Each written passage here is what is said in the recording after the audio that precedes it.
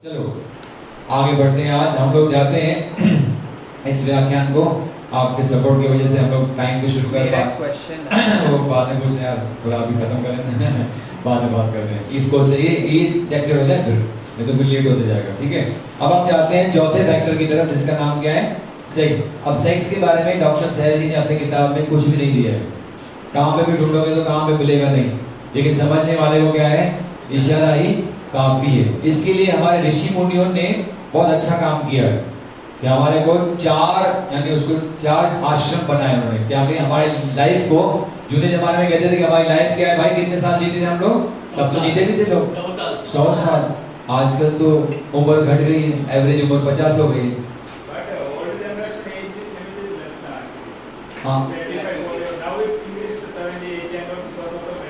हाँ वो तो है, लेकिन फिर भी जो ऋषि मुनि रियली लाइफ अच्छा जीते थे वो लोग 100 इयर्स क्या जीते थे। एक्चुअली एवरीबडी, मेरे को तो लगता है हम हर एक की उम्र 100 साल है, लेकिन हम अपनी उम्र को क्या करते हैं, खुद कम कर देते हैं मानसिक तनाव और उल्टे सुल्टे खाने के सेवन की वजह से। तो समझो आपने क्या किया, अभी आपने जेनोवा के खाने की पद्धति को फॉलो किया और आप 100 साल जीने वाले हो। अब क्या करें आगे, तो इसको 4 आश्रमों में बांट दिया। पहला क्या है, पहले 25 साल ब्रह्मचार्य, 25-26 से लेके 50 तक क्या है, गृहस्थ आश्रम। फिर उसके बाद 51 से लेके 75 तक वानप्रस्थ और 75 के बाद संन्यास। तो समझने वाले को इशारा ही काफी है कि जब तक ब्रह्मचार्य है तब तक no sex, after 75 no sex. बाकी क्या बचा बीच में, 25 से लेके 50। तो 25 से लेके 50 जब आप गृहस्थ आश्रम में हो, आपकी शादी हो रही है, तो नियमित रूप से आदमी सेक्स कर सकता है। कब तक, जब तक उसके चिल्ड्रन पैदा नहीं होते हैं।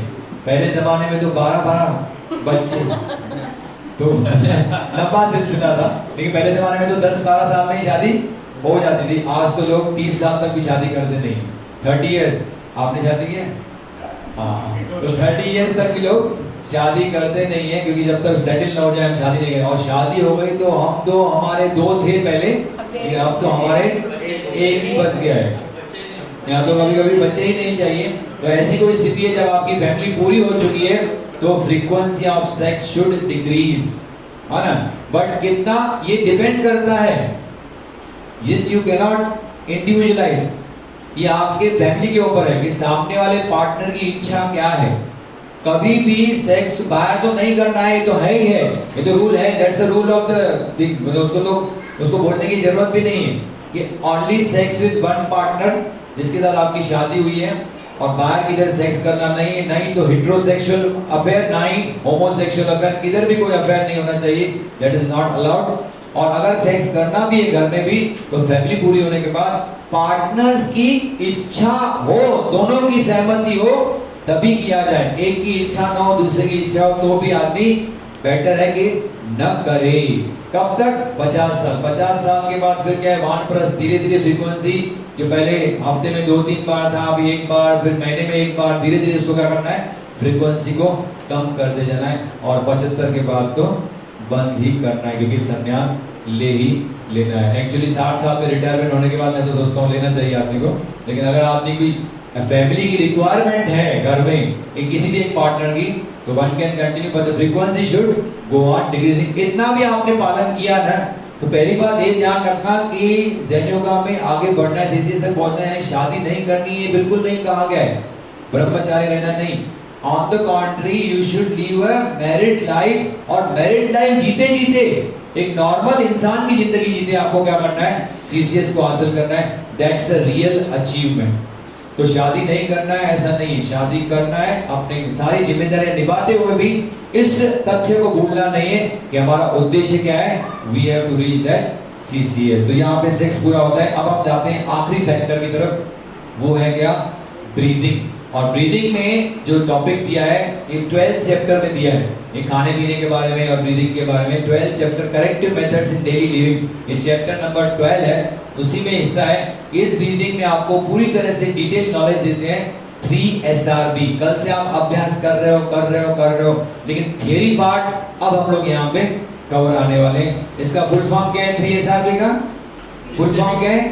3 सिस्टमिक नहीं, 3 स्टेप 3 स्टेप रिदमिक ब्रीदिंग, 3 टप्पे लयबद्ध, रिदमिक यानी उसको क्या बोलते हैं, लयबद्ध श्वास, 3 स्टेप रिदमिक ब्रीदिंग। एक जीवन जीने की कला जो सक्षम बनाएगी किसी को सीसीएस तक पहुंचने के लिए ब्रह्मास्त्र के रूप में, वो परम आवश्यक है।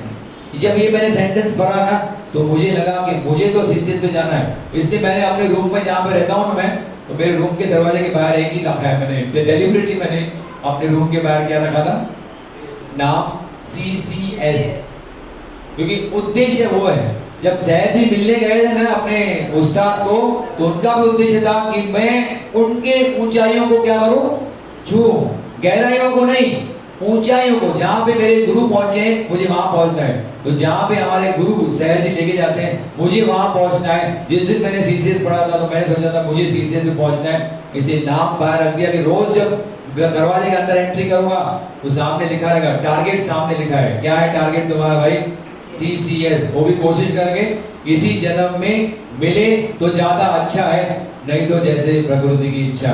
तो कहने का मतलब क्या है, एक ब्रह्मास्त्र के रूप में आपको काम आएगी। इसलिए मैंने पहले जिस चीज का अभ्यास किया था जब मुझे किताब मिली थी, तो 3 स्टेप रिदमिक ब्रीदिंग को ही मैंने पहले अपनाया था। मुझे रिफाइनिंग एक्सरसाइज तो बहुत बाद में मिली, आसनों का अभ्यास तो मैंने बहुत, जब आसनों का अभ्यास जो आपको मैंने कल सिखाया था वो पार्ट 1 में नहीं दिया है, पार्ट 2 में दिया है। पार्ट 2 में अगर आप खोजेंगे ना तो क्वेश्चन आंसर सेशन है, यहाँ पे बहुत सारे क्वेश्चन पूछे हैं डॉक्टर साहब जी, उसके आंसर देते हैं। तो उसी में से 21वां नंबर क्वेश्चन जो है वो पूछता है कोई कि आसनों का अभ्यास कैसे करना चाहिए। वहां पे डॉक्टर साहब जी आसनों की डिटेल व्याख्या करते हैं। तो मैंने तो पार्ट 2 पढ़ा ही नहीं था, तो आसनों के बारे में पता ही नहीं था, तो हमारे गुरुजी ने जैसे सिखाया था मैं उसका अभ्यास करता था। लेकिन बाद में 3 स्टेप को अपनाने के बाद फिर आसनों की तरफ गया और फिर रिफाइनिंग ब्रीदिंग एक्सरसाइज आई। ऐसे धीरे धीरे जिंदगी में ये सारी चीजें आने लगी और आज तो पूरा अभ्यास ही क्रम चेंज हो गया है। और आपकी बैच के साथ तो हम लोग ने और नया अभ्यास क्रम जोड़ दिया कल पहली बार। और आपको कैसा लगा आज आप सुबह का अभ्यास, है ना, आनंद आया ना? तो कहने का मतलब क्या है, जो मैं अभी मैंने रिसेंटली इसको 15-20 दिन पहले ही चेंज किया है। मेरा जूना अभ्यास, हमारी जूनी रिकॉर्डिंग है जिसमें हम लोग नारकर जी करते हैं। नारकर साहब को पूछना पड़ेगा कैसा लगा उनको आज पूरा दिन, क्योंकि आपने पहले का भी किया है, जहाँ साहब ने पहले का किया है, नीलांबर जी ने पहले का किया है, जो लोग ने पहले, कंचन जी ने पहले का किया है, और आज में वृषाली जी ने भी पहले का किया है, तो आज और सुमन जी ने पहले का किया है। तो आज में थोड़ा अंतर लगा, है ना? अंतर ऐसा नहीं, कंपेयर भी नहीं कर सकते, वो भी अच्छा है ये भी अच्छा है। हमको क्या मिली, एक वैरायटी मिल गई कि हम चाहें तो कभी वो करें, हम चाहें तो कभी ये करें। क्योंकि आपने कहा है वही सेम अभ्यास करके आदमी क्या हो जाता है, बोर हो जाता है। तो इसके लिए आपको भी वैरायटी मिल गई, आप भी वो जूना अभ्यास भी कर सकते हैं, नया अभ्यास भी कर सकते हैं। जिनको बैकएक का प्रॉब्लम है ना, उसको मैं रिकमेंड करूंगा जूना अभ्यास न करें। आज वाला अभ्यास ज्यादा योग्य आपके लिए होगा अगर आप बैकएक से पीड़ित हैं तो। इसे 3 टप्पे कहते हैं क्योंकि पहला टप्पा होता है टेक्निक का।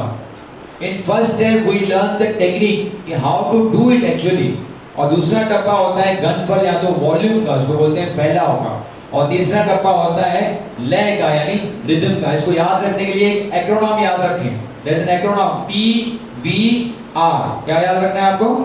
TVR, technique, volume and rhythm. तो पहला टप्पा है टेक्निक सीख लो, और जैसे ही पहला टप्पा करते जाओगे तो आपके लंग्स का क्या हो जाएगा, वॉल्यूम इंक्रीज हो जाएगा, और वो दूसरा टप्पा करेंगे तो वॉल्यूम और इंक्रीज हो जाएगा। और फिर दूसरे टप्पे में भी जब आपने महारत हासिल कर लिया, you become expert in second step also, then क्या हो जाएगा, तीसरा टप्पा करना नहीं है, तीसरा टप्पा is a target you achieve. क्या करते हैं, it's a target you achieve. जब आप दोनों टप्पों का अभ्यास करते हो तो फिर क्या हो जाएगा, 6 महीने के अंदर आपका जो ब्रीदिंग रेट है, जो नॉर्मली कितना होता है मैंने आपको बताया, 15 से 18 या 20 तक होता है एवरेज इंसान का प्रति मिनट, वो क्या हो जाएगा, स्टेबलाइज हो जाएगा परमानेंटली स्टेबलाइज हो जाएगा। कितने में, 12 प्रति मिनट। 6 महीने के अभ्यास से योर ब्रीदिंग विल बी 12 प्रति मिनट। सोचो कितने सांसों की बचत होगी। सोचो प्राणायाम हम जब करते हैं तो सिर्फ 10-15 मिनट करते हैं सर, और डीप ब्रीदिंग लेते हैं, बाकी सारा दिन वैसे ही नॉर्मल ब्रीदिंग चालू होता है। लेकिन एक ऐसी टेक्निक जो आपका परमानेंटली क्या करे, ब्रीदिंग रेट कम कर दे, वो है आपका 3 स्टेप रिदमिक ब्रीदिंग। और जिस दिन आदमी को ये लय हासिल हो गई ना 12 प्रति मिनट, समझो वो सीसीएस के बहुत नजदीक जा रहा है, बिकॉज यही आदमी को सीसीएस के नजदीक लेके जाने वाली है। जब सभी टप्पे में महारत हासिल हो जाता है उसे कहते हैं हम लोग सर्वांगीण 3 टप्पे, यानी फुल फ्लैश। अभी क्या है वो फुल फ्लैश 3 टप्पे रिदमिक ब्रीदिंग में आपको क्या आ गई, मास्टरी आ चुकी। न तो 3 टप्पे ब्रीदिंग और न ही कोई भी दूसरा प्राणायाम लयबद्ध ब्रीदिंग प्राणायाम के समान है। इसको प्राणायाम मत काउंट करो। हाँ,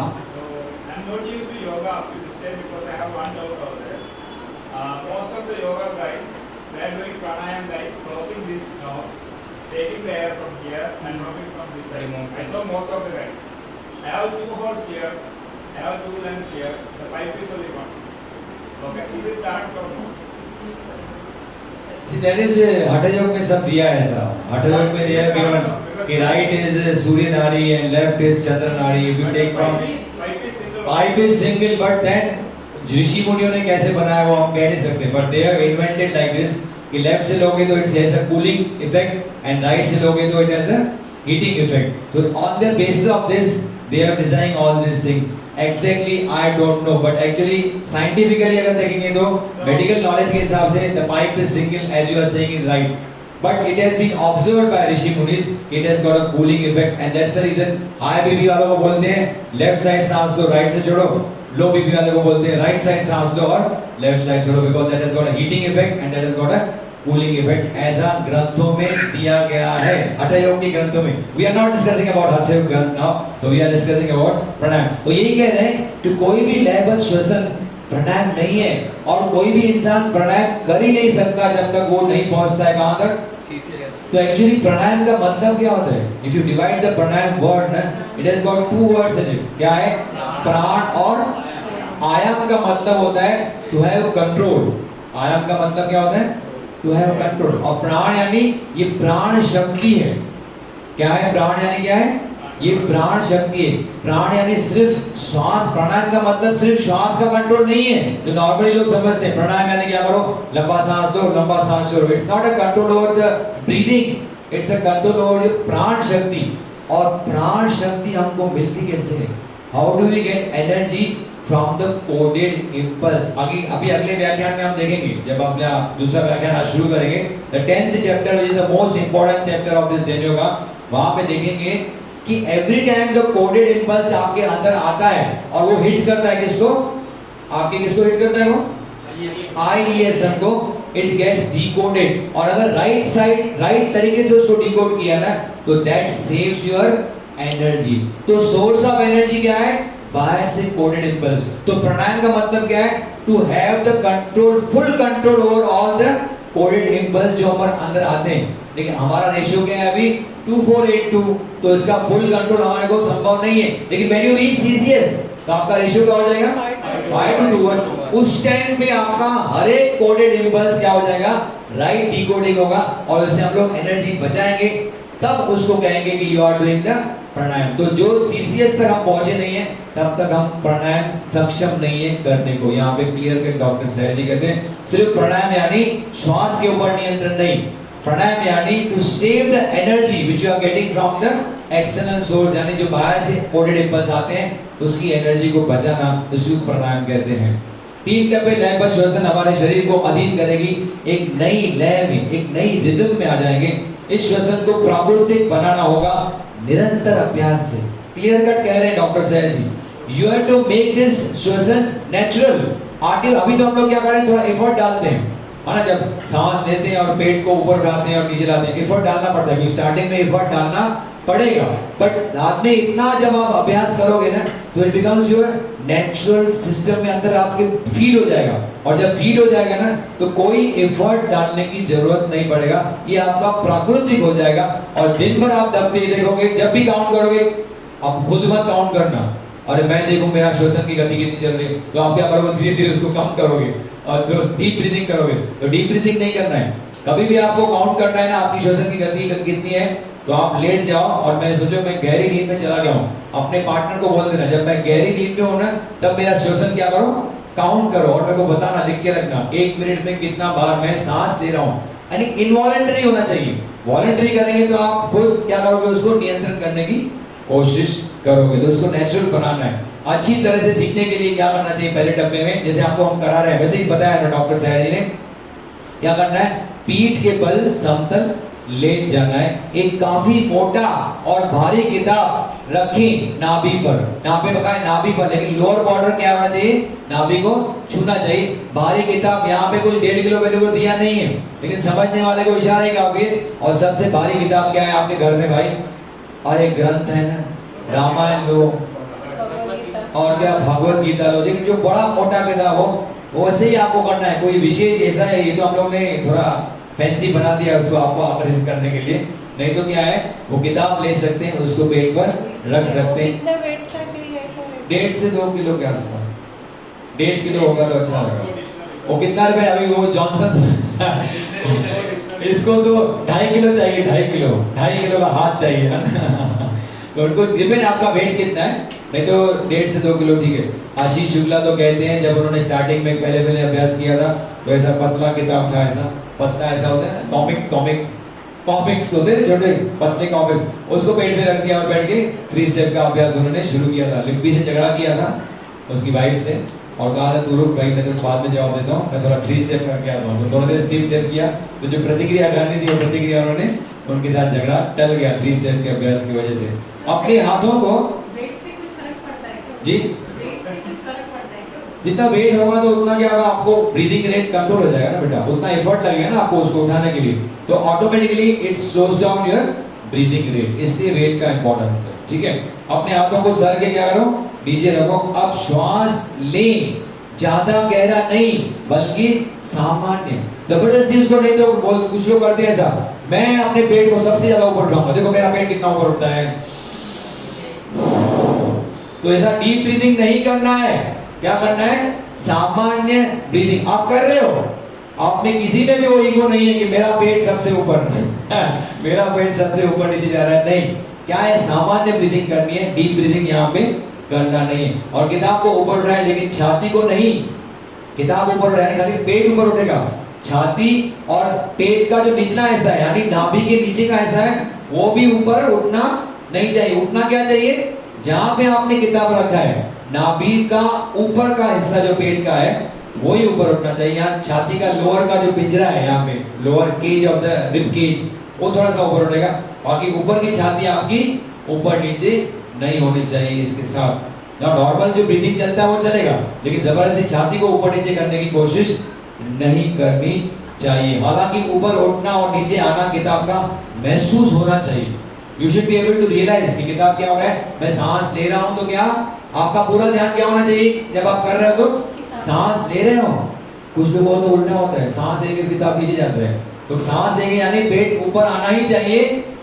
और ये आर्ट ऑफ लिविंग वाले में पहले सिखाते हैं, पहले दिन है ना, पेट पर हाथ को रखो और देखो कि सांस लेने के टाइम पेट ऊपर आ रहा है कि नहीं। हम लोग का पेट कभी कभी नीचे जाता था उस टाइम पे, तो मुझे याद है जब आर्ट ऑफ लिविंग करने गया था मैं, तो सांस लो पेट अंदर जा रहा था, तो सांस लेने से पेट क्या होना चाहिए, क्योंकि आपका डायफ्राम क्या हो रहा है, नीचे आ रहा है, पेट के ऊपर दबाव आ रहा है, तो इसलिए पेट क्या हो जाता है, ऊपर आता है। और जब आप सांस छोड़ते हो तो डायफ्राम ऊपर जाता है, यानी डायफ्राम यानी वो पर्दा है जो आपकी छाती और पेट को क्या करता है, अलग करता है, तो इसलिए पेट ऊपर आना चाहिए। सांस को कभी भी रोके नहीं, श्वास लेने और छोड़ने, यानी इसमें खाली ब्रीदिंग करना है, in and out. At no point of time you have to hold the breath, you should only inspire, यानी सांस लेना है और सांस छोड़ना है। ये पहला डब्बा किया जाता है बिस्तर पर लेटकर, लेकिन अच्छा हो अगर आप क्या करो भाई शिवनंदन, फर्श पर। क्यों, नहीं तो पक्का सोएगा, बिस्तर पे सोएगा ना तो पक्का सोने वाला है, इसलिए नीचे करेंगे। जब आप सुबह को योगाभ्यास में कोई सोता नहीं है, क्योंकि सब क्या करते हैं, नीचे करते हैं। और यहाँ पे जब रूम में जाके सोते हैं तो 10-15 मिनट क्या आ जाती है, नींद आ जाती है। अच्छा है, कोई नुकसान नहीं है, यानी मैंने आपको कल भी बताया था, ऐसा हो तो कोई टेंशन लेने की आवश्यकता नहीं है। वास्तविक स्थान कौन सा उठता है, हर बार जब आप सांस लेते हो तो यहाँ पे भी वो भी बता दिया है। उसको स्थापित कैसे किया जाता है, राइट हाथ के ऐसे फिंगर्स लो, देखो राइट हाथ के ऐसे फिंगर्स लो हाथ का, हाँ उसको क्या करो, ये छोटी उंगली है ना, उसको अपनी नाभि को टच करके रखो, छोटी उंगली को, राइट हाथ से करो, लेफ्ट हाथ से नहीं, राइट हाथ का पंजा लो, छोटी उंगली को नाभि पे टच करो और फिर 4 उंगलियां नाभि के ऊपर पेट पर रखो, ठीक है। अब यहाँ पे जो इंडेक्स फिंगर है आपकी, यानी सबसे ऊपर, जिसको कहते हैं योग की भाषा में तर्जनी, तर्जनी का जो मिडिल पॉइंट है, क्या है? Mid point of index finger. छोटी उंगली कहाँ पे रखी है आपने? नाभि को टच करके। 4 उंगलियां नाभि के ऊपर रखिए, and the middle point of your index finger is that spot which should go up and down every time you are breathing in and breathing out। समझ में आई बात? कि ये जो पॉइंट है, ये पॉइंट ही वो पॉइंट है जो आपकी ऊपर नीचे आनी चाहिए जब भी आप सांस ले रहे हो और सांस छोड़ रहे हो। अगर ये हो रहा है, यानी आपकी टेक्निक क्या हो गई है? Perfect technique you are doing. ठीक है, ये आपसे आपको पता चलता है। तो मैंने जैसे बताया आपको 4 उंगलियां ऊपर होती है, वही आपका पॉइंट होता है यहाँ पे। अगले बताते हैं आगे। ध्यान रखने का प्रयास करें कि नाभि के नीचे का कोई भी हिस्सा ऊपर या नीचे न जाए हर श्वास के साथ, उसी तरह से जैसे छाती के किसी भी प्रकार की हालचाल न हो जब हम पहले टप्पे का अभ्यास कर रहे हैं। यानी कौन सी हालचाल होनी चाहिए? इन नाभि से लेके इन छाती का पिंजरा, ये भाग है जो every time it should go up and down. न ये भाग हिलना चाहिए ज्यादा, और न ही नाभि के नीचे का भाग हिलना चाहिए जब भी आप ये अभ्यास कर रहे हो। इसलिए कह रहे हैं, तो पहला टप्पा क्या है? टेक्निक, यानी you have to master the technique. इसलिए रोज इसका अभ्यास करेंगे तो मास्टरी आ जाएगी। पहले टप्पे का अभ्यास किया जाना चाहिए 10 मिनट प्रतिदिन, और धीरे धीरे इस समय को बढ़ाते जाएं 5 मिनटों से हर 15 दिनों में, जब तक आप आधे घंटे तक पहुंच न जाओ। आपको तो यहाँ पे हम लोग ने 20 मिनट 25 मिनट का भी अभ्यास यहाँ पे करा दिया है। डॉक्टर सहज जी क्या कहते हैं? अगर आपको शुरू करना है तो पहले 10 मिनट तक शुरू करो। मुझे याद है मैंने 10 मिनट तक शुरू किया था, हाथों में इतना दुखता था, कंधों में, I used to get shoulder pain, आदत नहीं थी ना ऐसे रखने का। तो 10 मिनट के बाद यहाँ पे अभ्यास पूरा हुआ, शोल्डर पे मैं सहूंगा इसको, लेकिन करूंगा जरूर, है ना। और धीरे धीरे भी आधा घंटा करता हूँ तो कोई शोल्डर पेन होता नहीं। तो practice makes the man perfect. अगर उस समय मैंने सोचा होता, अरे जब परफेक्ट हो जाऊंगा, जब शोल्डर पेन नहीं होगा तो मैं अभ्यास करूंगा, तो आज तक उसका अभ्यास कभी किया नहीं। तो क्या करते हैं जो सुपरविजन लाइफ जीते हैं, वो किस पे निर्भर करते हैं? 2 फैक्टर्स पे, गति एंड निपुणता। तो गहराई में गए तो परफेक्शन क्या हो जाएगी?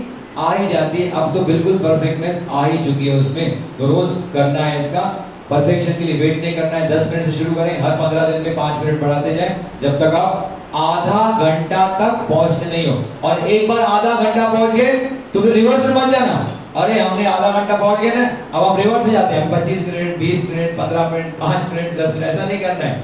आधा घंटा पे once you reach the target then you have to maintain half an hour. और सबसे अच्छी बात तो ये है कि रात को सोने के टाइम में क्या करो? कमेंट्री लगा दो। राधे कृष्ण जैसे उन्होंने किया, राधे कृष्ण का मंत्र आधे घंटे का वो कमेंट्री है, यानी वो पूरा म्यूजिक है, उसको लगा के सो जाओ तो दोनों काम हो जाएगा। एक तो क्या होगा, 3 स्टेप का अभ्यास भी हो जाएगा, और दूसरा जैसे ही वो पूरा होगा उसी में रहते रहते आपको क्या आ जाएगी? नींद आ जाएगी। और फिर लगता है थोड़ा किताब को साइड में रख दे, करवट लेके सो सकते हैं। हाँ, हाथ का बोलो ना, हाथ का मैंने आपको कल नहीं बताया था। हाथ आइडियली ऐसे रखने, लेकिन नहीं जमता है तो ऐसे भी रख सकते हैं, और नहीं जमता है तो ऐसे भी रख सकते हैं। अगर इसको ज्यादा फ्रोजन शोल्डर का प्रॉब्लम है, तकलीफ है शोल्डर में, तो ऐसा हाथ ना रखें। अल्टीमेटली किताब को रखना है, बाकी हाथ साइड में भी रखेंगे तो भी चलेगा, लेकिन ऐसे रखेंगे ना तो थोड़ा सा अच्छा सा ऊपर नीचे उठता है ना। तो छाती को एकदम फिक्स हो जाती है, यहाँ पे ऐसे रखेंगे तो छाती फिक्स हो जाती है। तो मूवमेंट्स खाली आपके पेट की हालचाल ही होती है, इसलिए रिकमेंड करते हैं। लेकिन अगर नहीं भी किया, हाथ साइड में भी रखा, अब जो आंसर हाथ साइड में रख रहे थे तो भी ठीक है, चलता है, ऐसा कुछ नहीं है, कर सकते हैं। मैं सोची थी इधर जैसे सिर के साइड में, तो यहाँ पर दर्द होने लग जाती है। हाँ, तो मैंने आपको कहा ना, यहाँ पे क्यों, ऐसे भी रख सकते हैं, ऐसे भी रख सकते हैं, रिलैक्स। जैसे आपको आज कराया है वज्रासन योग मुद्रा, तो कुछ लोग हाथ ऐसे रख के बैठते, हाथ को क्या कर सकते हैं हम लोग? ऐसा रिलैक्स भी कर सकते हैं। यही हमारे गुरुजी ने सब सिखाया आपको तंत्र की। यहाँ पे भी आपको रिलैक्सेशन फील हो वो करना है, करें। और तनाव हो तो उससे फायदा क्या होगा? अभी पूरा टाइम आप श्वास की तरफ ध्यान नहीं दोगे, अरे इधर दुख रहा है दुख रहा है दुख रहा है, उसी तरफ आपका ध्यान जाएगा तो कोई उससे फायदा ये हाथ इधर चाहिए क्या नीचे? इधर बीच में। हाँ, इधर, यहाँ पे ताड़ू के नीचे, यहाँ पे, इधर गले के नीचे, गर्दन के नीचे नहीं, यहाँ पे रखो, ठीक है, ऐसे करो, ठीक है। धीरे धीरे इसे पूरे दिन करें, और ये अब व्यायाम के रूप में न करें, क्योंकि अब ये आपका स्वाभाविक तरीका हो गया है श्वास का। जब आप रोज करते जाओगे ना तो आपका ये नेचुरल ब्रीदिंग हो जाएगा। अब आप इसे कर पाएंगे अनजाने में भी, फिर भी सही तरीके से। एक बार आपको आदत पड़ गई ना, तो आप बैठे हो ना इधर, तो बैठे बैठे भी आपका क्या हो जाएगा, अपने आप वो रिदम मेंटेन हो जाएगा। बहुत ज्यादा फर्म रहें, उतावले ना हो, नहीं तो करेंगे 10 दिन और बोलेंगे सर 10 दिन किया, फायदा तो दिखता नहीं। अरे 10 दिन में कैसे मिलेगा, नहीं थोड़ा समय लगेगा, इसलिए फायदे के लिए उतावले ना हो। फायदा जरूर मिलेगा अगर आपको श्रद्धा के साथ उसको आप कर रहे हो।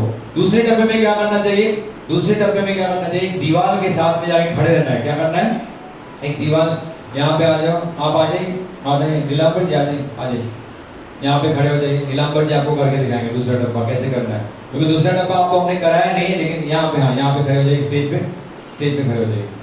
हाँ देखिए इस प्रकार से, नहीं उधर दीवार को टच करके खड़े हो जाइए, ऐसा, हाँ मेरी तरफ चले। और क्या करना है, इसको ऐसा, हाथों को ऐसा रखना है जैसे रखना है नॉर्मल, और सांस लेने के टाइम क्या करना है, समझो राधे के टाइम आप बोले राधे कृष्ण, है ना, राधे कृष्ण राधे कृष्ण राधे, यानी दीवार को टच करिए, कृष्ण, यानी दीवार को सपोर्ट के साथ, दीवार को टच करके रहना नहीं है, लेकिन जब दीवार के क्या करना है, नजदीक रहना है। लेकिन हाथ जब ऊपर जाएंगे सांस देते वक्त, तो उसको जाके हाथ को, ये आपका जो हाथ का पीछे का पोर्शन है वो जाके दीवार को क्या हो जाएगा, टच हो जाएगा। और कृष्ण जब बोलेंगे तो हाथ को सांस छोड़ते हुए नीचे लाना है, सांस लेते हुए ऊपर जाना है, और सांस छोड़ते हुए क्या करना है, नीचे करना है। ये है आपकी दूसरा डब्बा। थैंक यू लीलांबर जी। जैसे आप सांस ले रहे हैं, अपने हाथों को सर से ऊपर उठाएं और हथेली को पिछला हिस्सा दीवार पे क्या होना चाहिए, स्पर्श करें। जैसे हाथ नीचे लाएंगे, सांस को छोड़ना है किसी भी अवस्था में। फिर भी क्या करें, जैसे पहले डब्बे में बताया वैसे क्या बताया कि सांस को रोकना नहीं है, only breathe in and breathe out, there is no holding of breath in between. दूसरे डब्बे में हम वैसे ही सांस लेते हैं जैसे पहले डब्बे में लेते हैं, पेट ऊपर उठता है हमारी सांस के साथ, और हम जब सांस छोड़ दें तो पेट क्या हो जाता है, अंदर। जैसे आप ऊपर उठाओगे तो पेट आपका क्या नहीं ऊपर होगा, और जब आप नीचे हाथ लेके आओगे तो पेट क्या जाएगा, अंदर जाएगा। इस प्रकार से होता है। एक बार यह तरीका समझ गए, फिर दीवार के नजदीक खड़े रहने की जरूरत नहीं है। स्टार्टिंग में टू हैव प्रैक्टिस और सपोर्ट के लिए क्या करते हैं हम लोग, दीवार के नजदीक खड़े रहते हैं। एक बार तरीका आपको मास्टरी हो गई तो फिर दीवार के नजदीक करने की जरूरत नहीं है। अब आप कहाँ पे भी इसका अभ्यास कर सकते हो। अब अभ्यास करें दूसरा डब्बा, बैठकर, खड़े रहकर, बैठ के भी क्या कर सकते हो, ऐसा हाथ ऊपर करके नीचे कर सकते हो, खड़े रहकर चलते समय कर सकेंगे, अनजाने में भी आप कर सकेंगे। दूसरे डब्बे की शुरुआत न करें।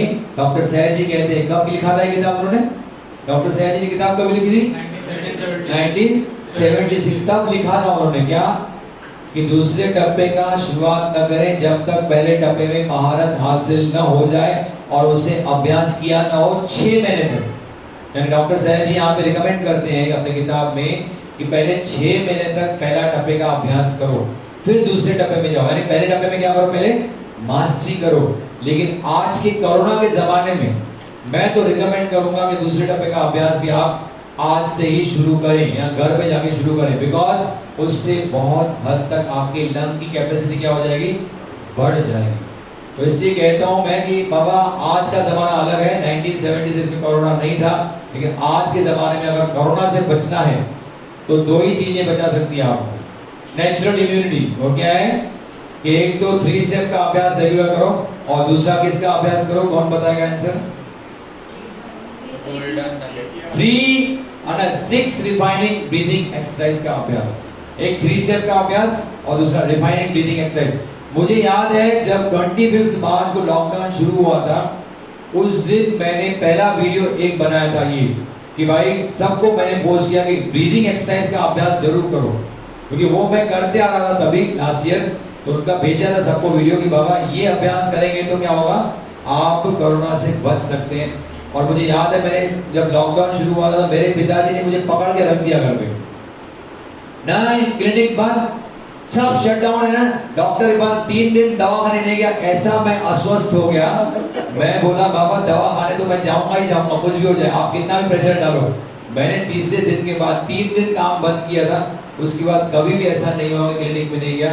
और जिन्होंने भी अभी तक, मेरे एक बहुत ही अच्छे साधक हैं श्री राजा बुलानी है हमारे, और प्रभाकर जी हैं, कभी भी कोरोना का भय कभी नहीं, क्योंकि उन्होंने कितने सालों से हम लोग ये 3 स्टेप का अभ्यास और ये कर रहे हैं ना, तो कभी भी कोरोना आपको छू भी नहीं सकता है अगर आपने 3 स्टेप का अभ्यास और रिफाइनिंग ब्रीदिंग एक्सरसाइज, और उसके साथ मैं एक प्रक्रिया आपको और कहूंगा जोड़ने के लिए जो कि बहुत उपयोगी है कोरोना के लिए, वो है बाबा रामदेव जी का क्या कपालभाति।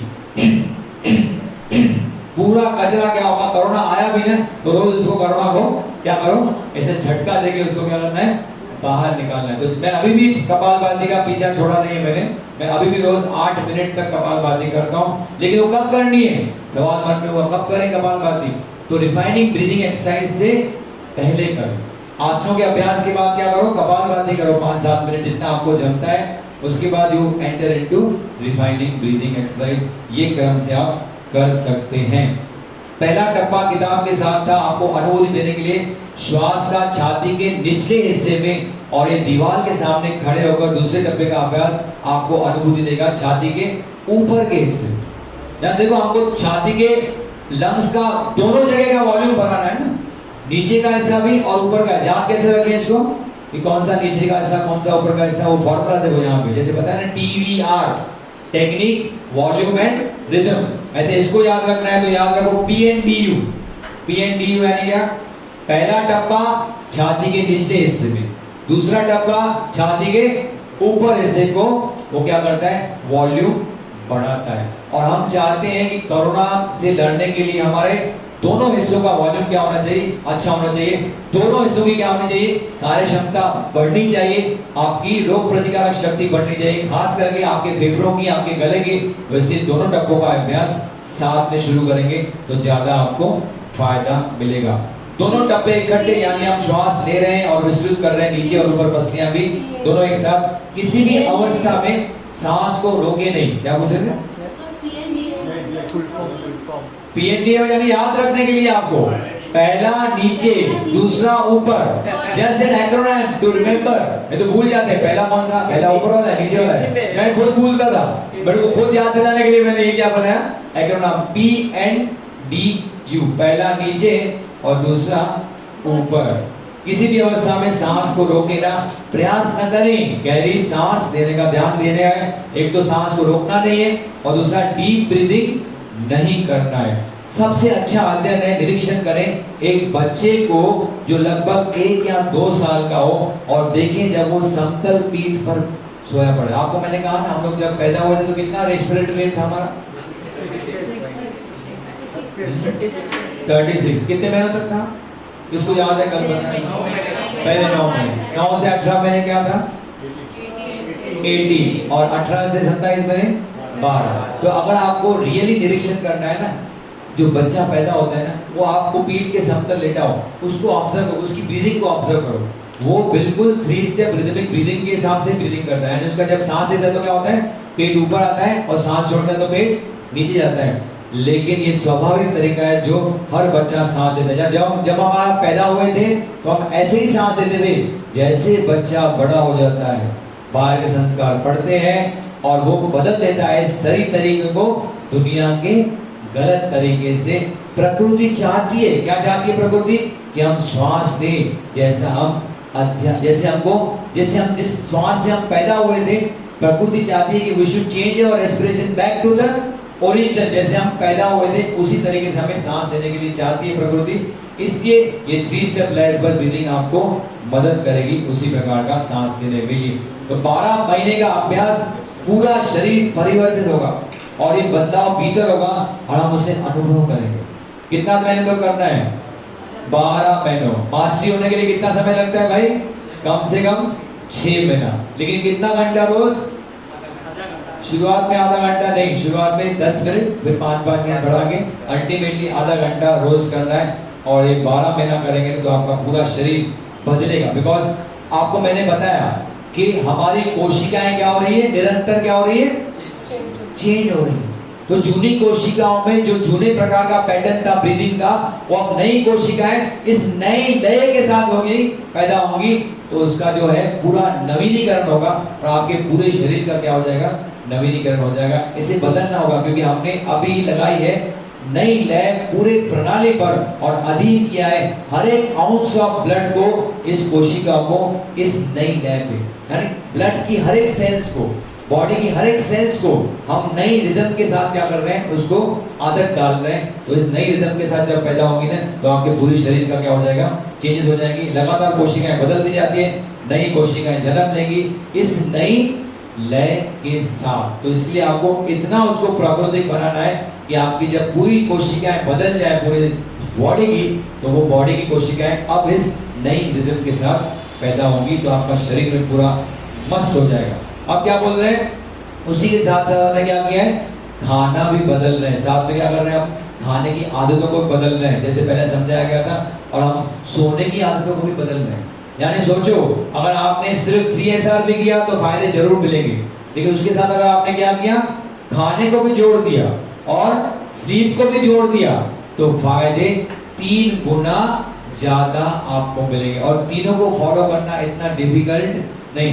ड्रिफ्ट वॉचिंग कभी कभी डिफिकल्ट लगता है, डिफिकल्ट। 15 मिनट बैठे रहें और कुछ नहीं करें और एक विचार के साथ रहें और उसके बाद फिर गधा मजूरी करके लिखें, तो वो थोड़ा सा किचकिटाहट का काम लगता है। लेकिन खाना, नींद और 3 स्टेप रिदमिक ब्रीदिंग तो करना ही।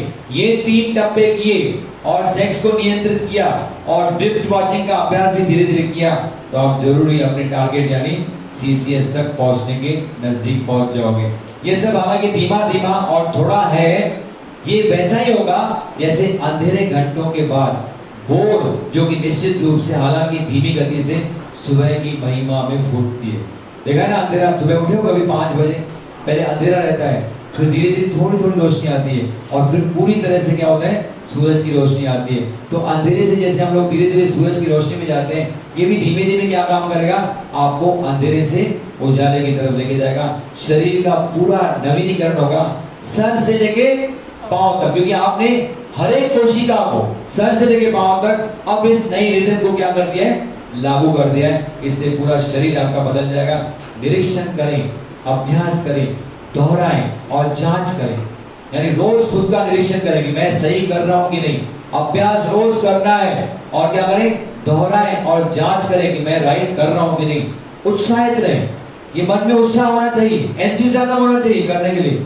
नहीं तो बोला सो गए, लेट गए, किताब को पेट में, बोर होता है, कुछ लोगों को बोर होता है। तो बोर होंगे तो कोई फायदा मिलेगा नहीं, लेकिन एंथुसियास्टिक रहेंगे, मुझे इससे करना है क्योंकि इसके क्या है, ये मेरे लिए ब्रह्मास्त्र है। तो वो एंथुसियाज्म अगर अंदर से लाएंगे ना, और क्या कर रहे हैं, आडंबर रही, विनीत रहें और शांत रहें और सबसे ऊपर रुकिए बड़े धैर्य के साथ परिणामों के लिए। परिणाम मिलेंगे, लेकिन you have to have patience. गाई गाई करेंगे तो थोड़ा दिन करेंगे, बाद में क्या करेंगे, छोड़ देंगे। लेकिन पेशेंस रखेंगे और पूरी श्रद्धा से करेंगे। और क्या कह रहे हैं, विनीत रहें। ज्यादा ढिंडोरा मत पीने जाए घर में। देखो मैं गया था 2 दिनों के शिविर में और मैं ये सीख के आया हूँ। पहली बात तो लोग दूसरा काम क्या करते हैं, आओ आओ मैं भी तुमको सिखाता हूँ। तो सिखाओ, भले सिखाने में कोई नुकसान नहीं है, लेकिन पहले क्या करो, खुद मास्टरी करो, खुद उसके परिणाम को अनुभव करो और फिर लोगों को मुक्त इच्छा से सिखाओ। जैसे हमने यहाँ पे किया और हमारे बहुत सारे लोगों ने किया, उनको भी परिणाम दिखने लगे। मुझे याद है वो दिन जब आप 28 अक्टूबर को, कौन आए थे 28 अक्टूबर को 2018 में, आशीष शुक्ला जी आए थे। तब यानी अगस्त में यानी जुलाई में मुझे एक किताब मिली थी और 28 अक्टूबर को डॉक्टर आशीष शुक्ला ने मुझे बुलाया था स्टेज पे और एक्सपीरियंस शेयर कराया था कि 3 स्टेप रिदमिक ब्रीदिंग का देखो एक्सपीरियंस क्या मिला है इनको। तो मैंने वहां पे जाके शेयर किया था। सिर्फ 2-3 महीनों की बात थी, यानी 2-3 महीने ही हुए थे, लेकिन उसमें भी इतना अच्छा एक्सपीरियंस आया था। खास करके मैं आपको एक्सपीरियंस बताऊं कि जब मैं आश्रम से उस क्लिनिक में जाता हूँ, तो आश्रम में इतना काम होता है वो पूरा करके उस क्लिनिक के बीच में मैं क्या करता था, 10-15 मिनट जाके 3 स्टेप का अभ्यास करता था। तो उससे क्या होता था, लगभग बैटरी चार्ज हो गई। जो यहाँ पे पूरा किया अध्याय पेशेंस का, फिर वहाँ पे नया अध्याय शुरू करना है। वहाँ पे बैठे हैं 70-80 पेशेंट आपका पकड़ने के लिए आपको। तो वहाँ पे जो होता था, इतना स्मूथ ट्रांसफॉर्मेशन होता था 3 स्टेप के अभ्यास की वजह से। इसलिए मैंने अपना एक्सपीरियंस वहाँ पे शेयर किया था 3 महीनों के अंदर ही। यानी आपको भी एक्सपीरियंस मिल सकता है, लेकिन आपने क्या किया, अगर आपने श्रद्धा से रोज इसका अभ्यास किया तो ही आपको फायदे मिलेंगे। अब फायदे क्या हैं 3 स्टेप के? ये फायदे आपके इस किताब में नहीं दिए हैं। ये किधर दिए हैं, कौन से किताब में दिए? बुक 2 में भी नहीं है। ये एडवांस ज़ेन योगा जो डॉक्टर श्री तावरिया जी ने लिखा है, उसका नाम क्या है, कल बताया था आपको, purpose of life, birth and death, जीवन, जन्म और मृत्यु का उद्देश्य क्या है। ये किताब है जो डॉक्टर श्री तावरिया जी ने लिखा है, जिसको हम कहते हैं एडवांस ज़ेन योगा किताब। वहां पे ये फायदा डॉक्टर श्री तावरिया जी ने दिया है। और तावरिया जी के बहुत सारे किताब है, इनर डिसिप्लिन किताब है जो कि सेम ज़ेन योगा किताब है, उन्होंने इनर डिसिप्लिन लिखा है, वो आप उनकी संस्था से चाहें तो मंगा सकते हैं। और 3 स्टेप रिदमिक ब्रीदिंग के ऊपर एक छोटा सा किताब है जो मैं सोचता हूँ सबके पास होना चाहिए, that you can order from their संस्था। मनोज माखीजा जी आपको एड्रेस देंगे, आप ऑनलाइन चाहिए तो उसको 15 से 20-25 रुपए का किताब है, आप मंगा सकते हैं, उसको जरूर पढ़ें, उसमें ये फायदे दिए गए हैं। पहला फायदा क्या मिलता है, इसके अभ्यास से प्रत्येक श्वास गहरी और संपूर्ण बनती है। इससे हवा की मात्रा सामान्य होने के बावजूद शरीर और दिमाग को पर्याप्त मात्रा में क्या मिलती है, ऑक्सीजन मिलती है। भले हम डीप ब्रीदिंग नहीं कर रहे हैं, लेकिन क्या करते हैं, पूर्ण श्वास होती है, अंदर जाती है, इसलिए ऑक्सीजन की जो मात्रा है ना ज्यादा अंदर जाती है। क्योंकि ये श्वास क्या होता है, नॉर्मली क्या होता है श्वास 15 से 18, यहाँ पे क्या है 12 प्रति मिनट, तो ज्यादा पूर्ण श्वास होती है, इसलिए ऑक्सीजन क्या मिलता है हमको, प्रत्येक श्वास के साथ ज्यादा मात्रा में ऑक्सीजन का फायदा इसमें हमें मिलता है। दूसरा फायदा मिलता है कि श्वासोश्वास की गति 1 मिनट में नॉर्मली कितनी है भाई, 18 है, और यहाँ पे कितनी है अभी 12 है, तो प्रति मिनट कितने सांस बचा दिया आपने, 6 बचा दिया।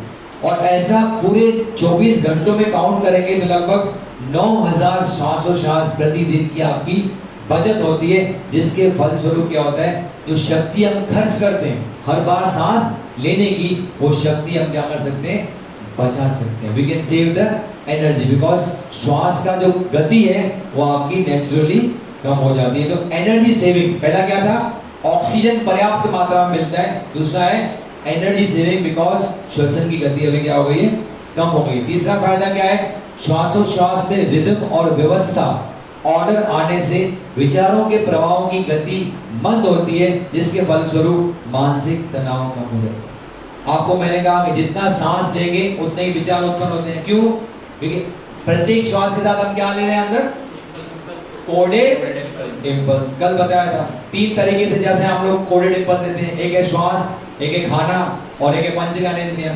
तो प्रत्येक श्वास के साथ आप क्या कर रहे हो, कोडेड इंपल्स देते हो। तो जितनी श्वास की गति कम होगी उतने ही कोडेड इंपल्स क्या हो जाएंगे, अंदर कम जाएंगे, उतना ही क्या होगा, मानसिक तनाव। जितने इंपल्सेस कम जाएंगे उतने विचार कम होंगे, जितने विचार कम होंगे उतना ही मानसिक तनाव क्या हो जाएगा, आपका कम हो जाएगा। तो मानसिक तनाव कम करने के लिए भी 3 SRB, इसलिए मानसिक तनाव कम होगा तो नींद आएगी मैडम तो मानसिक तनाव कम करने के बाद क्या हो जाते हैं, नींद स्वाभाविक रूप से आएगी। 6 महीना करके देखें, कोई नींद की गोली, कोई स्लीपिंग पिल लेने की आवश्यकता नहीं पड़ेगी अगर इसकी आपने आदत डाल दी। चौथा फायदा, श्वासोश्वास की गति मंद किए जाने पर विचारों की गति मंद होने से जो 1 मिनट में विचार 7200 थे अब वो घटकर 1200 हो जाते हैं।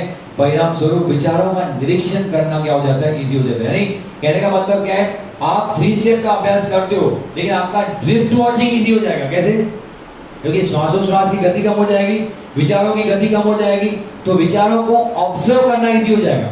समझो 1 मिनट में आपको 50-60 विचार आ जाए और 1 मिनट में आपको खाली 10 विचार आए, तो 10 विचारों को ऑब्जर्व करना इजी है, 50-60 विचारों को ऑब्जर्व करना मुश्किल है। इसलिए ड्रिफ्ट वॉचिंग जब करोगे ना तो विचारों को भी ध्यान से पकड़ पाओगे, कौन सा विचार आएगा, अगर आपने 3 स्टेप रिदमिक ब्रीदिंग का अभ्यास किया है। तो इसलिए मैं कहता हूं जब भी आपको ड्रिफ्ट वॉचिंग का अभ्यास करना हो, कम से कम 5 मिनट क्या करो, पहले 3 स्टेप का अभ्यास कर लो और फिर ड्रिफ्ट वॉचिंग के लिए बैठो ना, तो विचारों की श्रृंखला कौन होगी, उसका निरीक्षण कर पाओगे और उसको ऑब्जर्व करके आप नोट कर पाओगे कि कौन सा विचार। नहीं तो विचार आते हैं और हमको नोट होता ही नहीं। आज आपको हम कराएंगे ड्रिफ्ट वॉचिंग का अभ्यास, 2 बार कराना है आपको आज पूरे दिन में, उसमें आपको समझ में आएगा किस प्रकार से विचार आते हैं। 5वां फायदा, लास्ट फायदा क्या है कि सूक्ष्म शरीर और स्थूल शरीर के बीच में रिदम और सांस की गति एक रूप हो जाने से शरीर में शक्ति का नवीन स्रोत बहने लगता है। हमने आपको बताया था कल, क्या बताया था, what's the respiratory rate of molecular body, 12, और हमारे फिजिकल बॉडी का रेस्पिरेटरी रेट है 15 से 18। अब आप क्या कर रहे हो, 3 स्टेप की वजह से फिजिकल बॉडी का वेट क्या कर रहे हो, 12। तो वो भी 12, ये भी 12। तो वो जो शक्ति आपकी मॉलिक्यूलर बॉडी की है वो आपके फिजिकल बॉडी में क्या हो जाने लगती है, बहने लगती है। इसलिए बाहर से शक्ति आपको जरूरत कम पड़ती है। इसलिए मैंने आपको बताया कि श्री तावरिया जी क्या करते थे, कभी कभी 2 दिन 3 दिन में भी एक बार खाना खाते थे तो भी उनका काम चल जाता था। क्योंकि क्या है उनकी, अब भगवान बुद्ध भी एक बार क्यों खाने थे, या तो ऐसा तो कहते हैं महावीर स्वामी के बारे में तो कहा गया है, क्या कहा गया पता है, कि 11 दिन में एक बार भोजन करते थे। वो भी एक कंडीशन रखते थे, वो आज मैं निकलूंगा, ऐसा ऐसा कोई सिचुएशन मिली तो ही मैं भोजन खाऊंगा, नहीं तो भोजन नहीं खाऊंगा। तो इस प्रकार से ऐसे ऋषि मुनि इतने दिनों तक क्यों भूखे रह सकते थे, क्योंकि उनका क्या था, मॉलिक्यूलर बॉडी की रेस्पिरेशन और फिजिकल बॉडी की रेस्पिरेशन में क्या था, मैचिंग था। इसलिए उनको एनर्जी जो बाहर से हम लेते हैं वो मॉलिक्यूलर बॉडी से एनर्जी उनके फिजिकल बॉडी में बहती है और बाहर से एनर्जी लेने की आवश्यकता कम पड़ती है। ऐसे 5 फायदे आपको मिलते हैं अगर आपने 3 स्टेप का रेगुलर अभ्यास किया। 3 स्टेप लयबद्ध श्वसन को आगे आपको क्या करना है, प्रस्तावित करने हैं, सुधारात्मक तरीकों को प्रस्तावित करना है। श्वसन की प्रक्रिया के दौरान, यानी जब हम प्रस्तावित कर रहे हैं आवेगों को हमारे भीतर, तो यहाँ पे क्या बता रहे हैं कि when you are practicing 3 step rhythmic breathing, उसी समय पे आपको कुछ करेक्टिव मेथड्स को अंदर डालना है अपने माइंड में। क्यों, क्योंकि उस दौरान क्या कर रहे हो, सांस आप ले रहे हो, तो सांस के साथ साथ आप क्या कर रहे हो, कोडेड इंपल्स भी ले रहे हो। तो उस दौरान पे अगर आपने करेक्टिव मेथड्स का उच्चारण मन ही मन में किया ना, तो वो पॉजिटिव इफेक्ट होगा और आपके रेशियो को बदलने में बहुत हद तक मदद करेगा। तो क्या बता रहे हैं यहाँ पे, कोई भी आधा घंटा चुने, घर में अथवा बस में अथवा ट्रेन में अथवा ऑफिस में अथवा ब्रेक के दौरान, और दोहराए मन ही मन कोई भी एक विचार जो आपको पसंद हो। तो यहाँ पे आपको देखा 12-11 महाविचार लगे पड़े हैं। सुबह को सुना किसने अभ्यास के दौरान? 11 दो बार पहली बार 2 बार बोल रहे थे, बाद में 1 बार। हाँ, बहुत अच्छा, तालियां हो जाए उनके लिए। ये ऑब्जर्वेशन बहुत इंपॉर्टेंट है, क्योंकि अभी तक आपने सुना नहीं, फिर भी सुना आपने, और ये बता भी रही क्या कि पहली बार 2 बार बोल रहे थे और फिर बाद में 1 बार बोला। ये बिल्कुल राइट ऑब्जर्वेशन है, क्योंकि हमारे साधकों ने हमारी ये डिमांड की, जहाँ साहब ने बोला था, चैतन्य बोल रहे थे, प्रभाकर बोल रहे थे कि आप ये सिर्फ कमेंट्री भी करो ना, उसमें महावाक्य भी होने चाहिए। इस बहाने आपको क्या होंगे, महावाक्य क्या होंगे, याद होंगे, नहीं तो याद नहीं पड़ते। और रोज अगर इसका अभ्यास करते हो ये सीरीज सुन के, तो सारे महावाक्य क्या हो जाएंगे, आपको पाठांतर हो जाएंगे। फिर आप स्वतंत्र हो जाओगे, फिर जब चीज चाहो तब आप उसको मन ही मन क्या कर सकोगे, दोहरा सकोगे, जो आपको पसंद हो। मुझे तो 11 पसंद है, मुझे तो कोई भी ऐसा लगता नहीं कि नहीं है। अब हम देखेंगे कौन से 11 महावाक्य जिसको कहते हैं 11 noble thoughts of Zen yoga. जैसे होते हैं ना अलग अलग लोगों में, है ना, पंचशील होता है, किसमें भगवान बुद्ध ने क्या बताया था, पंचशील। क्रिश्चियन के कम्युनिटी वाले बोलते हैं 10 कमांडमेंट्स, हिंदू वाले बोलेंगे 5 यम 5 नियम, पतंजलि ने कहा है। तो इसी तरह से 11 महावाक्य ज़ेन योगा में डॉक्टर सयाजी ने दिए। सबसे पहला वाक्य जो कि बहुत बढ़िया है, कि जो इंद्रियों के बंधन से आजाद हो जाता है वो बौद्धिक संबंधों से ऊंचा उठ जाता है। आप लोग भी उच्चारण करेंगे मेरे पीछे पीछे।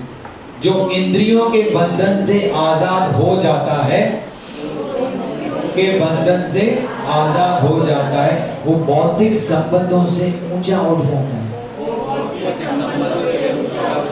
ये हमें बौद्धिक संबंध हम क्यों बनाए रखते हैं? संसार के जो हमारे रिलेशन है किसके माध्यम से?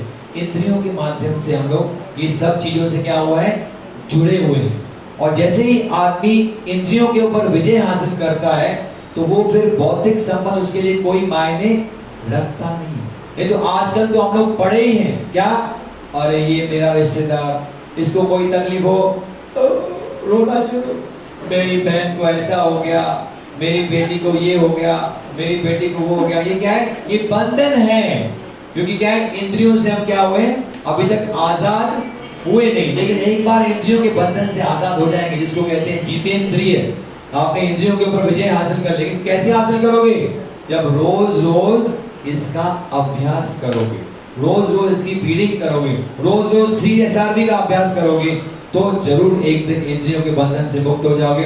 फिर भौतिक संबंध आपके लिए कोई मायने रखेंगे नहीं, फिर आप इन संबंधों से क्या मुक्त हो जाओगे। कोई बीमार है तो भी दुखी नहीं होंगे, कोई ज्यादा होशियार हो, किसकी शादी हो रहेगी तो उछलोगे नहीं, और कोई बीमार है तो ज्यादा दुखी होंगे नहीं। इन सब भौतिक संबंधों से आप मुक्त हो सकते हैं, लेकिन इंद्रियों के ऊपर विजय हासिल होना चाहिए, और उसी को कहते हैं प्रत्याहार। प्रत्याहार क्या है?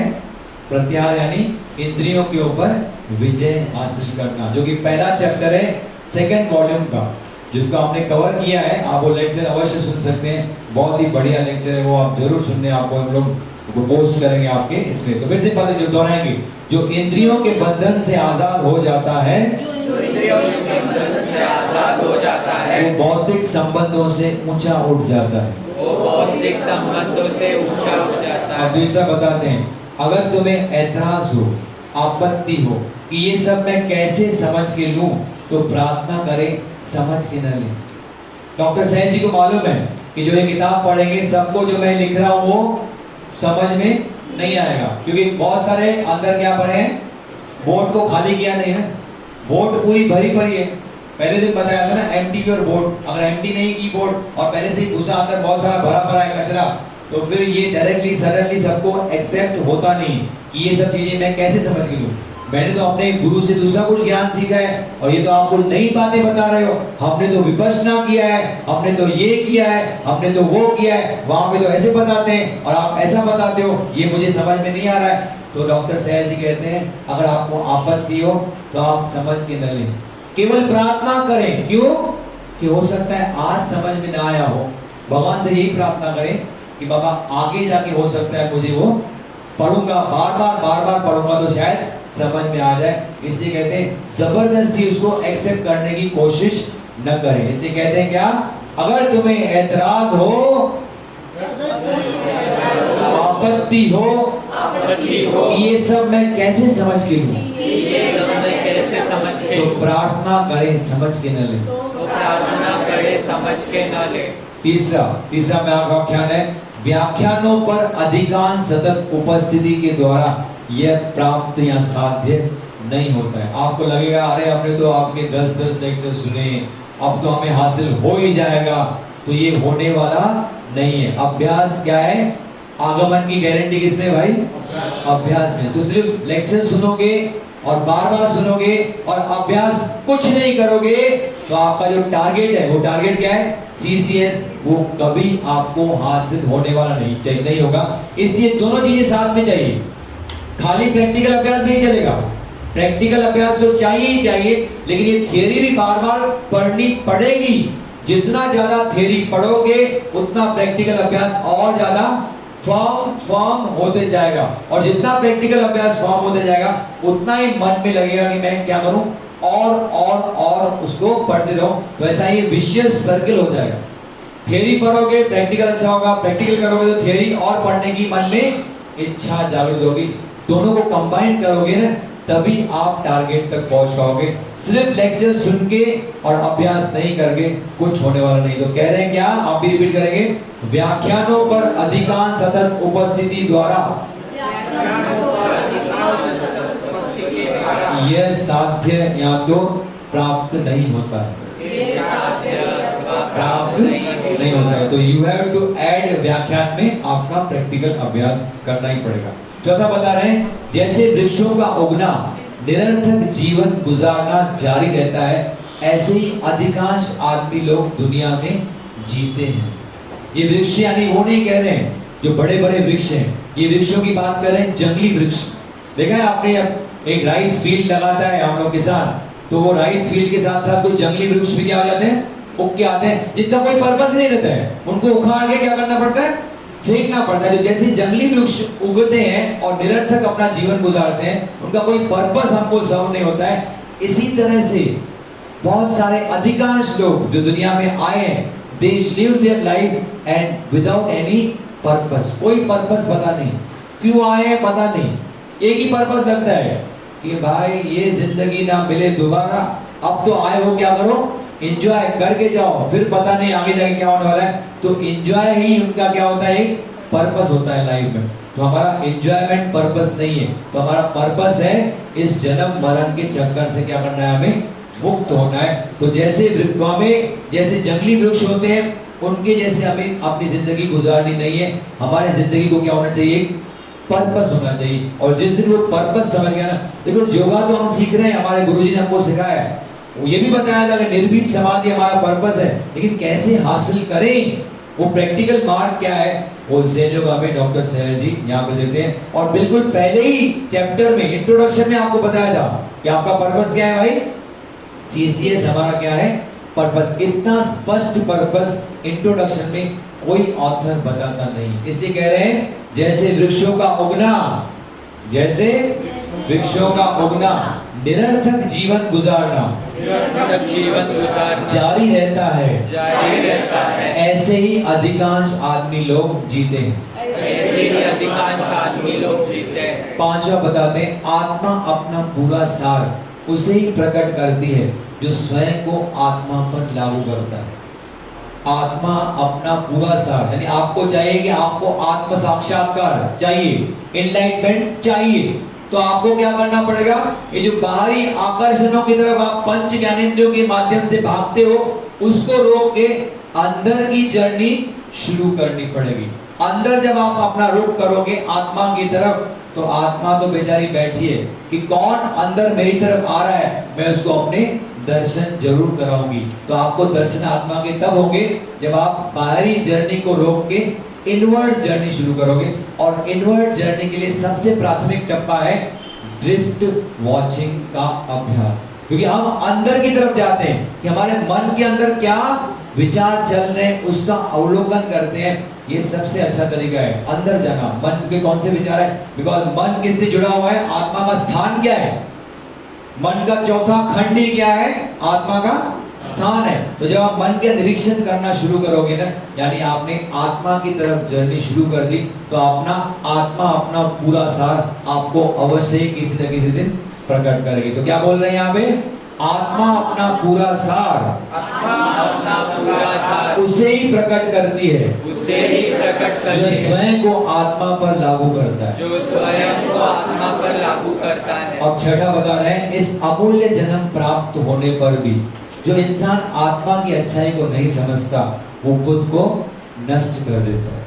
कुछ लोग कहते हैं हम लोग आत्मा में मानते नहीं है ना, कुछ ऐसे होते हैं निरीश्वरवादी, तो वो कहते हैं हम लोग आत्मा में बिलीव नहीं करते, लेकिन क्या है, आत्मा का स्वरूप है और वो हमारे अंदर ही है, इसको जो मान्य नहीं करता है, और वो भी खास करके मनुष्य योनि में जन्म प्राप्त होने पर भी अगर इस जन्म को बिना आत्म साक्षात्कार करके हम गवा देंगे, तो समझो वो खुद को नष्ट कर देता है। बिकॉज ये मनुष्य जन्म ही है जो हमें इस जन्म मरण के चक्कर से मुक्ति दिलाने के लिए सक्षम है। तो इसका हमें पूरा पूरा इस्तेमाल करना है और आत्मा की अच्छाई को समझना है कि हमारा जो पूरा रूलर है हमारे बॉडी का, वो क्या है, रूल करता है हमारे बॉडी को, कौन करता है, वो आत्मा, और उसकी अच्छाई को समझना है और उसी के हिसाब से उसी दिशा में जाना है। इसलिए कह रहे हैं, इस अमूल्य जन्म प्राप्त होने पर भी, जो इंसान आत्मा की अच्छाई को नहीं समझता, जो इंसान आत्मा की अच्छाई को नहीं वो इसे नष्ट कर देता है, वो खुद को नष्ट कर देता है, वो खुद को नष्ट कर देता है। आगे बताते हैं, वो जो खुद को तैयार नहीं करता स्वतंत्र होने के लिए घनिष्ठ संबंधों के काटने द्वारा खुद के मन को, खुद के मन से ही वो कभी स्वतंत्र नहीं हो सकता किसी और से। अगर आप ऐसा विश्वास करते हो कि हमारे गुरु महात्मा से हमने क्या किया है, दीक्षा ले ली है, अब तो हमें वो तार ही देंगे, क्योंकि उन्होंने क्या किया है, जिम्मेदारी ली है। उन्होंने जब हमको दीक्षा दी थी ना, तब हमको कहा था कि बच्चे तू टेंशन मत ले, तेरे को मैं क्या करूंगा, इस भवसागर से क्या करूंगा, पार कर ही दूंगा। तो ऐसा अगर हम दूसरों के ऊपर डिपेंड करेंगे ना, तो कोई आपको मदद करने वाला नहीं। हमने खुद को इस भवसागर में अटकाया है, तो हमें खुद की जिम्मेदारी खुद लेनी पड़ेगी, खुद को मुक्त करने के लिए। तो इसलिए वही कह रहे हैं यहाँ पे कि वो जो तैयार नहीं करता स्वतंत्र होने के लिए, लेकिन उसके लिए हमें क्या करना पड़ेगा, जो घनिष्ठ संबंध हमने अपने रिलेटिव्स और फ्रेंड से बना के रखे, उनको पहले क्या करना पड़ेगा, तोड़ना पड़ेगा। क्योंकि उसी में इतने उलझे रहते हैं हम लोग कि अंदर की जर्नी हम लोग बरोबर से कर नहीं पाते। तो घनिष्ठ संबंधों को तोड़ना पड़ेगा। खुद के मन को जो हमने अटका के रखा है, खुद के मन के द्वारा ही उससे मुक्त होना पड़ेगा।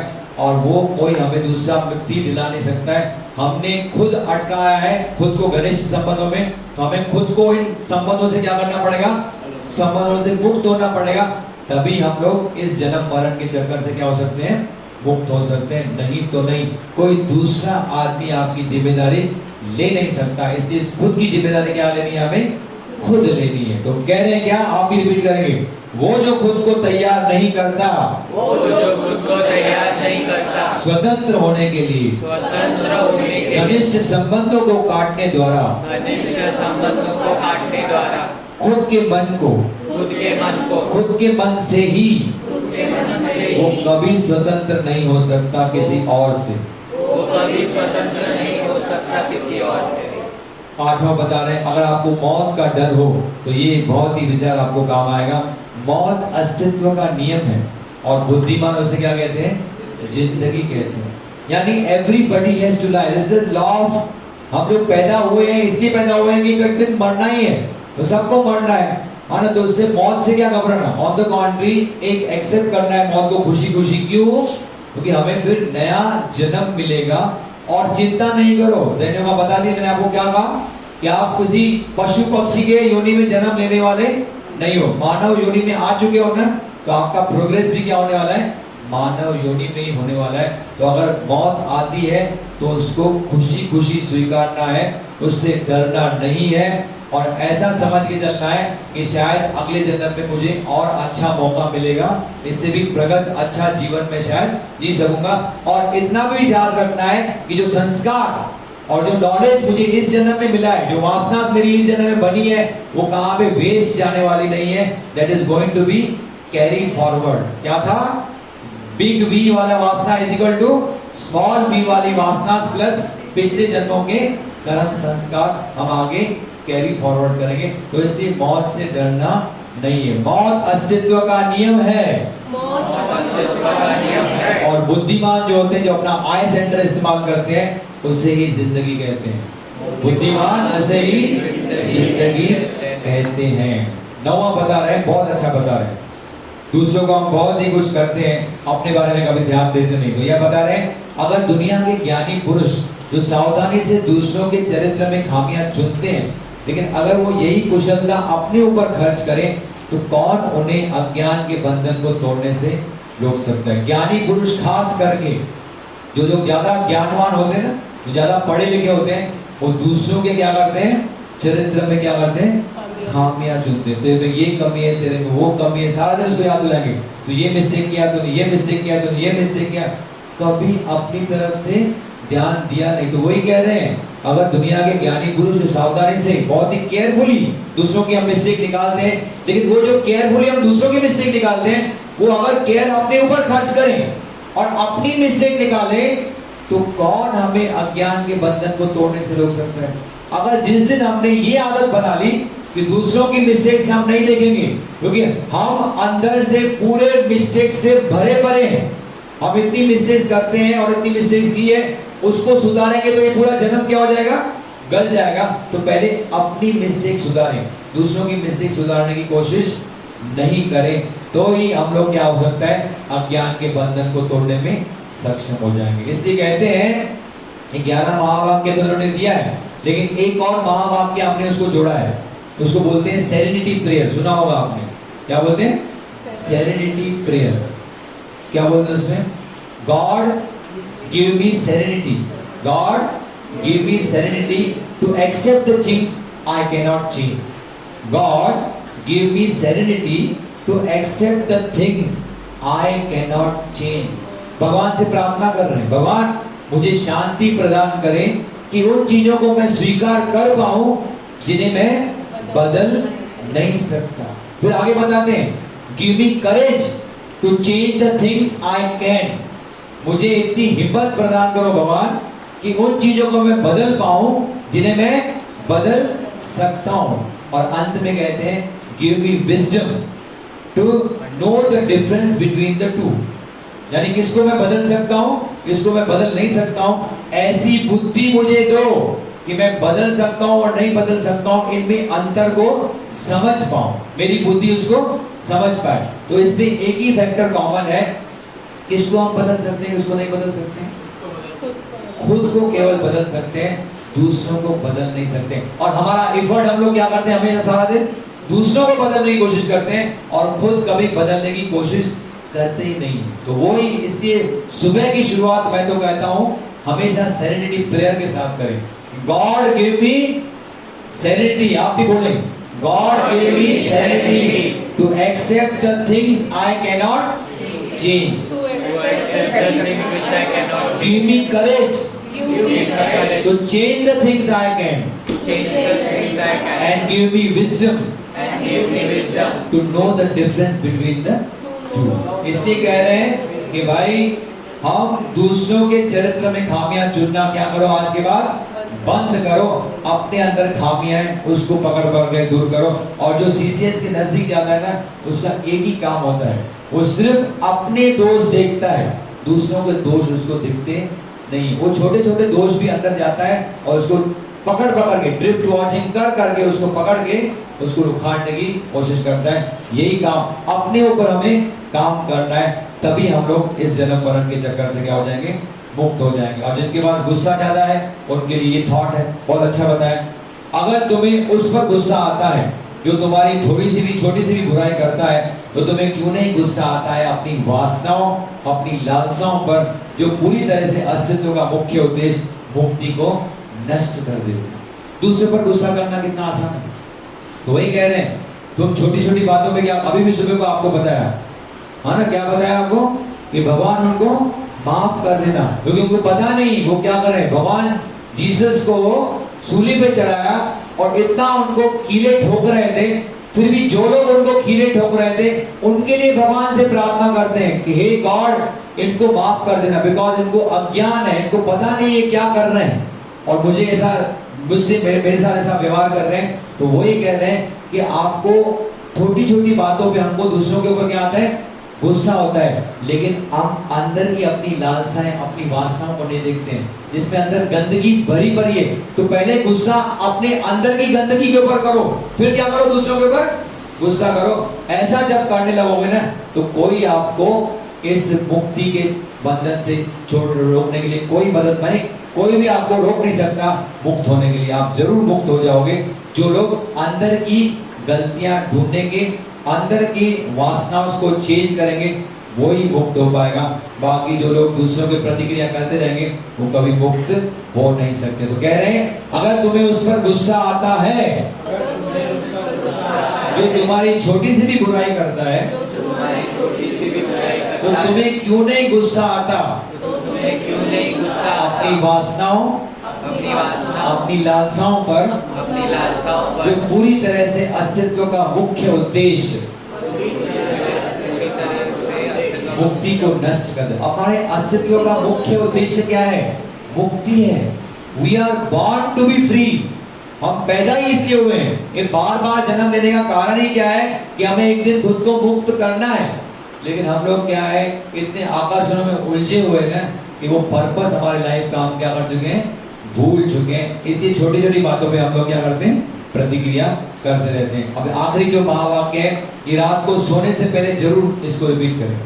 सुबह उठने के साथ सेरेनिटी प्रेयर और रात को सोने से पहले ये महावाक्य, क्या, सभी सुखी हों, सभी लोग मुक्त रहें, सभी मंगलमय घटनाओं के साक्षी बने, किसी को भी दुख का भागी न बनना पड़े। सर्वे भवन्तु सुखिनः, सर्वे सन्तु निरामयाः, सर्वे भद्राणि पश्यन्तु, मा कश्चित् दुःख भाग् भवेत्। बस सबके लिए सुख की कामना रखें। अगर आपको कोई और चीज नहीं मिलता है ना आसन के दौरान, तो आसन के दौरान एक ही विचार रखो मन में, क्या, सबके लिए क्या मांगो, सभी सुखी हों, सभी लोग मुक्त रहें, सभी मंगलमय घटनाएं जो घट रही हैं पूरे इस विश्व में उसकी साक्षी बने और किसी को भी दुख का भागी न बनना पड़े। इस प्रार्थना को हमेशा मन में रखें और रात को सोने से पहले करेंगे ना, बोझ हल्का हो जाएगा और नींद क्या हो जाएगी, अच्छी आएगी। अगर इस महावाक्यों को आप मन ही मन उच्चारण करते हो।